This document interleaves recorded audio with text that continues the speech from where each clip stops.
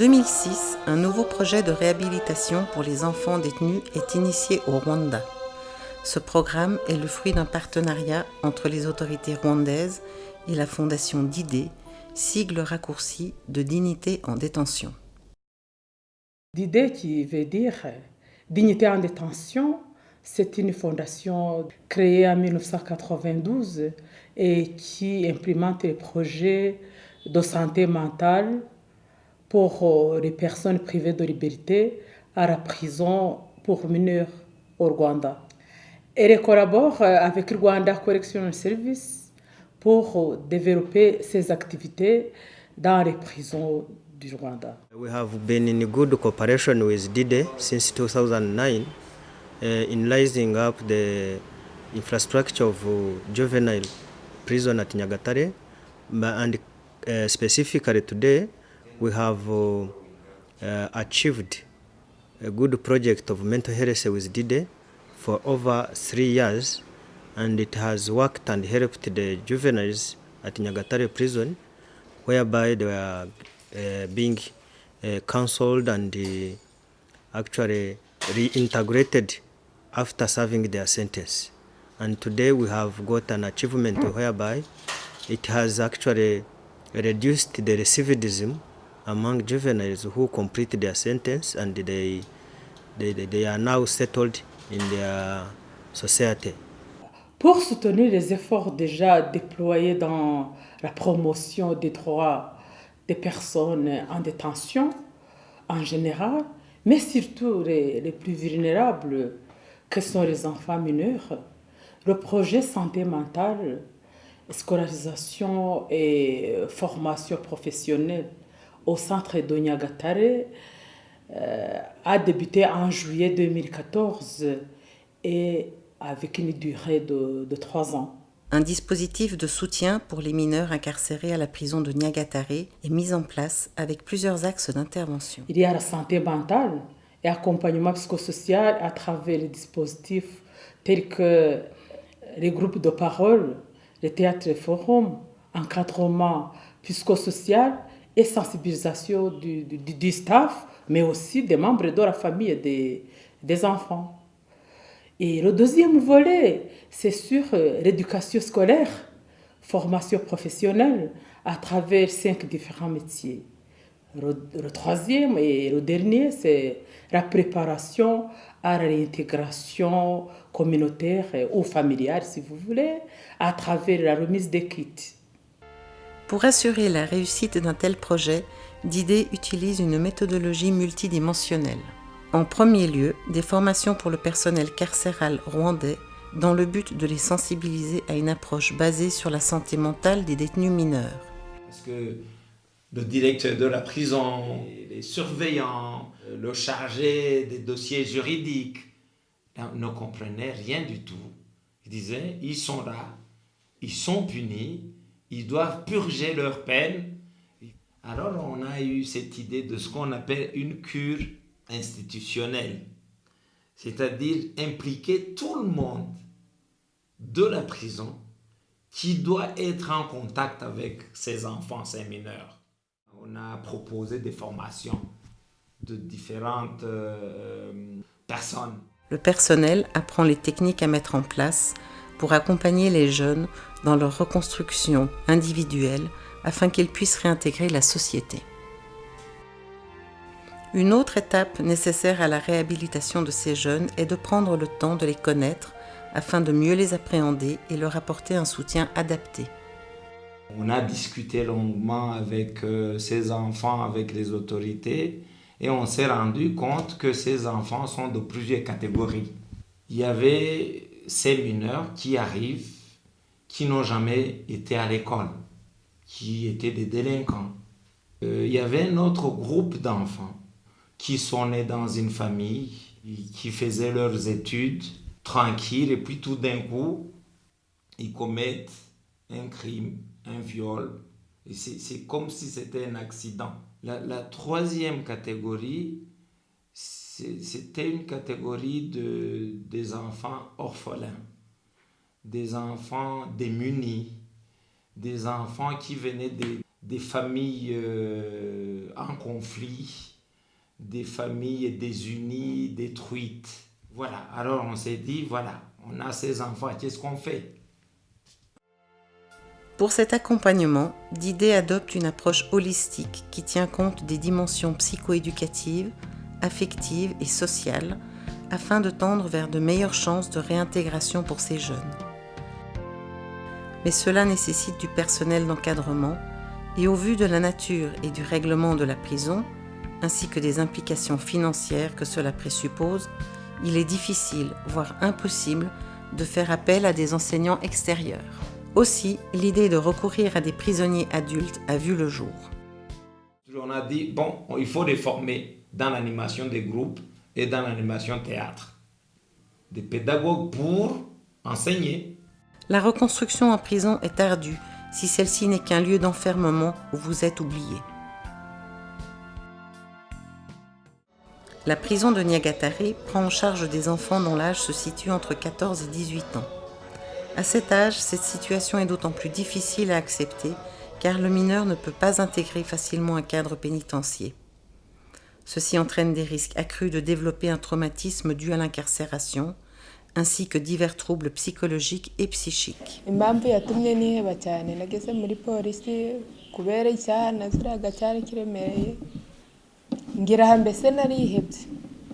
Nabayeho ndi umwana ndirwa n'ababyeyi i Kigali nkorera akazi ko mu rugo, nibwo narezwe icyaha cyo gufata ku ngufu nkatirwa imyaka 3. Numvaga nari umuntu utameze neza ndetse nari n'umuntu wifuza ko nabasha no gutoroka ngo bandase nipfire, ko numvaga ibyambayeho nkibaza se umuntu wo mu muryango wangezeho navugana nawe iki. Abana iyo bakinjira hano usanga basa naho bese batagifite icyizere cy'ubuzima, ko bari ahantu bageze batarigeze bahamenya kandi ari ahantu hari ubuzima muri rusange batekereza ko ari bubi. Baza rero ubona bataye umutwe bihebye. Iyo bageze hano icyambere dukora ni ukubahumuriza, tukababwira ko hano ubuzima bukomeza. Nkimara kugera mu kigo, umwarimu araza aranyegera arampumuriza arambwira ati nubwo ugeze mu ubu buzima si wewe wenyine. Pour Didé, la dimension de la santé mentale est essentielle dans la réhabilitation de ces jeunes détenus. D'abord, il est important de se pencher sur une approche individuelle des cas. Et pour donc faciliter aussi la tâche du psychologue clinicien du centre, on a initié le système, l'approche de référence. Et chaque encadreur a un nombre de mineurs qui suit jour par jour. Il faut un petit résumé sur sa santé mentale.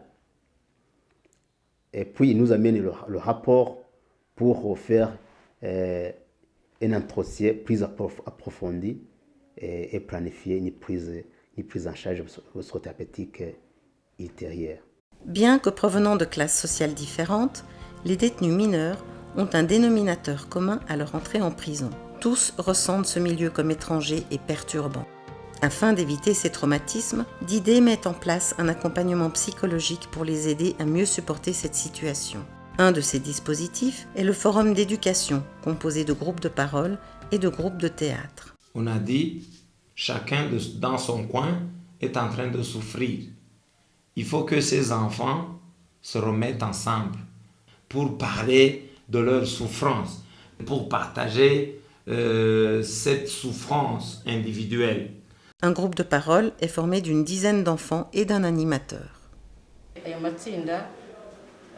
tuyita mvuramuburi uko umuntu ahambuka akagenda avuga ibyamubayeho ko byamugendekeye kuva yakora icyaha yafatwa agafungwa kugeza ageze hano mu kigo ngororamuco cy'abana uko agenda aganira n'abandi bakumva ibye hari utekereza ati burya jewe naranyuze ahakomeye ariko mbonye hari uwanyuze ahakomeye cyane kundusha bikamukiza kwa kwigunga bikamuha gutinyuka kuvuga mu bantu no gutinyuka kubasha kuvuga ibyamubayeho uko agenda avuga agenda akira. Noneho natwe tubaha ubuhamya bw'ubuzima bwacu. Iyo tubahaye ubuhamya nawe aratinyuka akaguha nta gutinya, akaza kukubwira nk'uko umwana abwira umubyeyi mu rugo icyo akeneye. Navuye mu rugo n'ababyeyi banjye nza mu mujyi wa Kigali, ariko naje guhura n'ibishuko, umuhungu aranshuka biba ngombwa akantera inda kwitwara ngo njyane iwacu njye kuyereka. Rero byari ikibazo numvaga kuri njye bitakunda, mpitamo kuyikuramo. Bahise bahamagara polisi ziza kumfata, numva ibyanjye birarangiye, numva ko ngiye gupfa. Baza kunzana amahanga muri kino kigo cya Nyagatare, nsanga hari abo duhuje ubuzima, hari abo duhuje ibibazo, tujya mu matsinda y'uruvugiro, twaje kuganira, mbabwira iby'ubuzima bwanjye, mbabwira uko nabayeho, bangira inama, mbese bigenda bimvamo, genda niyakira mu bandi. À cela vient s'ajouter des séances de théâtre forum. Il s'agit, au-delà du groupe de parole, de permettre aux mineurs détenus de s'exprimer et de pouvoir extérioriser leurs émotions tout en s'amusant. Des thèmes liés à leur vie conflictuelle avec leurs parents, la société ou les institutions administratives sont choisis et les jeunes les mettent en scène et les jouent avec beaucoup de spontanéité devant les autres détenus.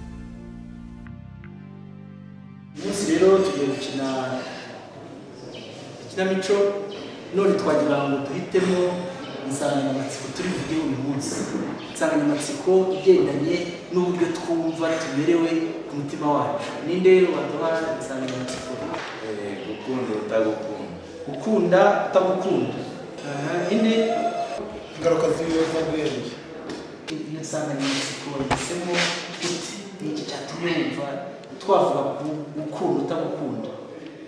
Ikibazo iyo nsanganyamatsiko impamvu nayitoye ni uko ushobora gukunda utagukunda, mukabana n'amahoro mufitanye, bikaba byatuma mugirana umwijyane. Wahisemo ingaruka z'ibiyobyabwenge nawe ugiye kureba abenshi aribyo dufunzwe tuzira. Les liens ainsi créés entre le jeu et leurs histoires vécues les aident à prendre conscience des erreurs commises. Une autre dimension cruciale pour favoriser la réhabilitation de ces mineurs est de les relier à leur famille par le biais de visites parentales et ou de proches. La plupart des mineurs sont arrêtés par la police en dehors de chez eux et l'on constate que certains parents ignorent même où se trouve leur enfant. En organisant des réunions de sensibilisation dans les districts et les secteurs d'où proviennent ces jeunes et en allant à la rencontre de leur famille, Didé s'efforce de retisser les liens entre les adolescents détenus et leurs parents. Ariko icyo nagira ngo mbabwire ni uko umubyeyi agomba kumenya aho umwana we ari. Nge birambabaza kumva ko umwana n'abana batwita amezi 9 ukuntu ushobora kumara imyaka ingana utazi aho umwana wawe ari. L'importance de visite des mineurs par les parents ou proches des mineurs. Donc c'est la participation des parents ou proches des mineurs dans la réhabilitation des enfants. Lié au no-visiting, ces problèmes ont été résolus. Gituma ubundi ababyeyi banjye bansura mu by'ukuri ikintu cya mbere numva nishimye, ikindi numva nigira icyizere cy'ejo hazaza, cyane ko mba narakoze ibyaha nkaza gufungirwa hano muri gereza narahazanywe n'icyasi ku mpamvu z'ababyeyi. By'ukuri rero biranshimisha njyewe bikama n'icyizere kandi nkumva yuko neza n'ibihano byanjye ngasubira mu rugo nzabara neza n'umuryango kuba warangezeho. Musura bwa mbere nyine akihagera yari agifite ubwoba, ariko ubwoba bwageze burashira nyine kuko yabonye ko aho haje afite ababyeyi bamuri hafi nabo, mbese bashaka kugira ngo ave mu cyaha, ave mu kibage mu cyiza.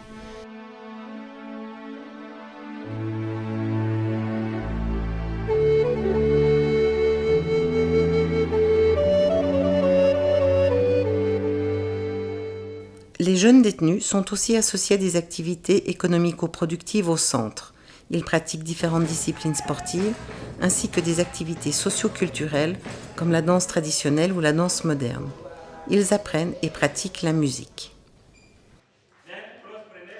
Tous ces dispositifs et l'assistance que reçoivent ces détenus mineurs dans la prison de Niagatare ont pour objectif fondamental leur réhabilitation et, une fois la peine purgée, leur réintégration sociale. Partant de l'idée que chaque fois que l'on ouvre une école, on ferme une prison, et afin d'éviter que l'enfant ne récidive une fois retourné dans son milieu social, Didé intègre l'enseignement au sein du centre de réhabilitation de Niagatare. Ces mesures comprennent des cours d'éducation formelle, mais aussi l'apprentissage de métiers ou formation professionnelle. Les mineurs qui ont interrompu des études en cours ou qui sont jugés aptes à suivre un cursus scolaire sont orientés, selon leur niveau, vers l'école primaire ou secondaire. nkomezaho nari ngarukirije ungeza mu mwaka wa gatanu uwo mwaka utanzakora icya leta nawe dore ko n'abagikoze nabo ubu ngubu bahawe imbabazi bakaba baratashye nanjye ubu ngubu mfite amahirwe yo gukora ikizamini cya leta nkagitsinda bikaba ngombwa ko njya hanze nkakomereza amashuri yanjye hanze ejo nkiyenda natsinda najya nko muri kaminuza natsinda nabona diplome nkaba nakora akazi bikaba ngombwa ko nanjye nakwibeshaho akorera n'u Rwanda rwanjye muri make nk'igezo ejo hazaza. Grâce à l'assistance psychosociale, la mise en place d'infrastructures, la présence d'enseignants aptes et formés, ainsi que la mise à disposition de matériel scolaire, ces enfants ont la possibilité de suivre et de réussir les curricula comme tout autre élève au Rwanda. We have succeeded in educating these young offenders to meet the requirement of getting to the level of sitting the national exams, and we are happy that with the support of DIDE, all those who sat for the national exams passed the exams. Les détenus primés sont graciés et réorientés vers des établissements scolaires supérieurs. Parmi les mineurs admis dans la prison de Niagatare, certains n'ont jamais été à l'école et doivent d'abord suivre des cours d'alphabétisation. Les détenus qui ont écopé d'une peine de courte durée et ceux qui ne veulent pas suivre l'enseignement formel sont réorientés vers l'apprentissage d'un métier de leur choix parmi les 5 développés à Niagatare, à savoir la soudure, la maçonnerie, la menuiserie, la coiffure et la couture. Ubu nzi kudoda ikabutura n'ishati n'ijipo nafunzwe ndana kimwe nzi ku buryo ubu ndahashye nkagera hanze nabona ubufasha nakwibeshaho rwose. Après avoir purgé sa peine, l'enfant, au bénéfice d'une formation professionnelle, retourne dans sa famille. Nafunzwe ndi umwana mutoya ubona narazize icyaha cya viyo none rero nkaba naragezeyo nijya kugororwa mu kigo ngororamuco cya Nyagatare barangorora bagezeho bamaze no kungorora ngezeyo ndiga maze kwiga ndibanyigisha n'umwuga ariko ubwo nagezeyo ndi umwana wananiranye ariko ubu ngubu siko nyiri naragorowe barangorora none ubu ngubu usigaye ndi umwana wumvira ababyeyi mbere narigeze kirara sinumvira ababyeyi aho kugira ngo mbumvire ahubwo nkafite inzira nkigendera nkajya kurara mu gasozi none ubu ngubu naratuje nguma hamwe none ubu ndi kumwe n'ababyeyi nta kibazo tugifitanye ubu ngubu kuko yemeye naje nkamusaba imbabazi akemera no kunyingorera uko namutekerezaga siko namubonye ni ukuri yaje yarahindutse mwarakoze namwe kumugira inama no kumufasha kumurera yarigeze ikirara nk'uko yabibabwiye ariko ubu mu by'ukuri ni ukuri nanjye namutangira ubuhamya rwose nta kibazo mfitanye nawe. So many of them are finding that it is not like a prison, it is like a home. Thanks for DIDE for supporting that.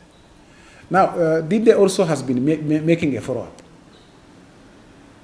partnering with the Rwanda Correctional Service. We follow them after their sentence in prison and go to their homes and see what they are doing. Keep advising them on how to behave.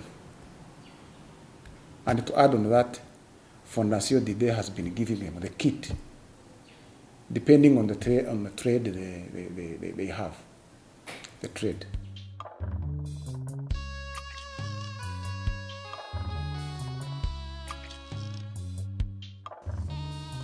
Force est de constater que les ex-détenus évoluent bien dans la société. Ils exercent un métier au service de la population, gagnent de l'argent et commencent même à se positionner par rapport aux jeunes de leur âge. Numva barampamagaye ngo ngwino ufate ibikoresho by'imyuga wize. Ukanigira inama yo kuvuga ati rero ntago nakorera mu cyaro, reka nze mu mujyi aba ariho nshakira ubuzima. Fondation ndayibonye ndebe ko nanjye natera imbere nk'abandi. Nuko mbanye neza n'abantu, mbashije kwiyishyurira inzu y'ibihumbi 10 ku kwezi, mbashije kwambara umwenda mwiza nk'abandi, n'ibindi biracyaza. Ubu ndimo gushaka kujya mu kibina gitura 5,000 ku kwezi. Ibikoresho babimereye ku murenge wo kwivuko, ako nabwo aka gakoresho nako kagira icyo kamfasha. Ni igikoresho cyaziye igihe kuri njyewe. Iyo umukiriya aje ndamudodera, kabasha kubona gafaranga. Nuko ngubwo nimba mvuze ngo ubu nihaga no bani mu kwezi nge mbara mvuge ni kwezi nkore yaya undi nyabitse hase ntihabura n'ibindi bikorwa umuntu ashyiramo kugira ngo byunguke nabyo kaza kabonamo. Ariko nayo gahunda none yo guhanga mba numva ntayishyira hasi. La réhabilitation et l'intégration des mineurs, comme pour ces ex-détenus, se mesurent aussi par rapport à l'appréciation des parents et des voisins. Ubona rero nta kibazo mu rugo n'abana rwose n'umuntu nshobora kuba nasiga ku rugo nkumva ko umusize umuntu nyuma nta kibazo mfite. Ubu nta kibazo rwose kandi n'umuturanye banye nawe neza nk'uko yababwiye, ubu nta kibazo dufitanye. Aujourd'hui, le projet touche à sa fin. Qu'en est-il de ces dispositifs? Que va-t-il advenir des mineurs encore en détention? Qu'en est-il du partenariat d'IDE-RCS? Donc, le RCS et la prison de Nyagatare a songé si la sortie ou bien la manière de survivre après le départ de d'IDE. Sur ce, on a songé sur le projet de couture qui est fondé sur une activité qui est déjà d'IDE financée. Et dans ce projet, on a vu que ça peut couvrir une 70% des fonds que d'IDE alloués au RCS. Mais également, il va aider des mineurs qui apprennent le métier de couture. Pour tous ces jeunes détenus et ex-détenus que nous avons côtoyés, tout indique qu'ils vont réussir leur vie et que les risques de replonger sont minimes. Nize gusokoza, niga gufunga ibigudi, niga guca inzara. Ibyo byose ni ibintu ubu ngubu nzi, none bakaba barampaye ibikoresho. Ibyo bikoresho nkaba narashatse undi muntu tugafatanya, noneho tukaba twarabashije kuba twashinga salo. Igihe gishize baduhaye ibyo bikoresho, tumaze nk'umwaka n'igice dutangiye uwo mwuga. Tukaba tutakora ibyaha nk'ibyo twari twakoze, tukaba tutajya mu mwuga w'uburaya. Mbese ubu ngubu tumeze neza, tukaba mbese twigurira imyenda, inkweto, mbese ibikoresho byose dukenera mu buzima. None tukaba twumva umwuga nta kibazo dufite, utubeshejeho neza, none tukaba mbese twiteza imbere. Ibintu byose tubigeraho, ntacyo twifuza, icyo dushatse cyose turakibona. Abajene bari mu kigero nk'imyaka turimo ikaba yatuma bakora ibyaha, inama nabagira nuko bakura amaboko mu mufuka bagakora, bakiga imyuga, kuko umwuga ni mwiza, utuma utabikirara, ukaba wakora amakosa bakaba bagufunga, kuko iyo wawize ukugirira akamaro ukabona amafaranga ugakemura ibibazo byose wifuza.